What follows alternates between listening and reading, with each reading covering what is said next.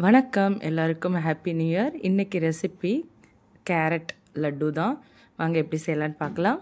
1 table spoon நெய் சேர்த்துக்குவோம். 1 cup அளவுக்கு ரவை சேர்த்துக்கலாம். இது கிட்டத்தட்ட 200 கிராம் அளவுக்கு இருக்குது. இதை நல்லா வறுத்து எடுத்துக்குவோம். சிம்லே வச்சு வறுத்துருங்க, கருகக்கூடாது. இந்த அளவுக்கு வறுந்ததுக்கப்புறமா ஒரு 3 டேபிள் ஸ்பூன் நெய் சேர்த்துக்குவோம்.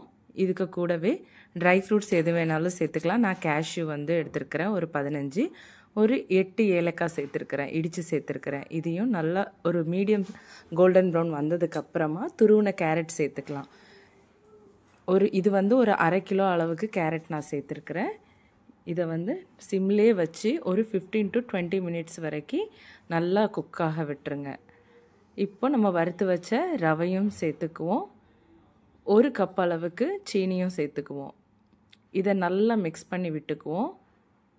மிக்ஸ் பண்ணி விட்டுட்டு ஃப்ளேமை ஆஃப் பண்ணிடுங்க.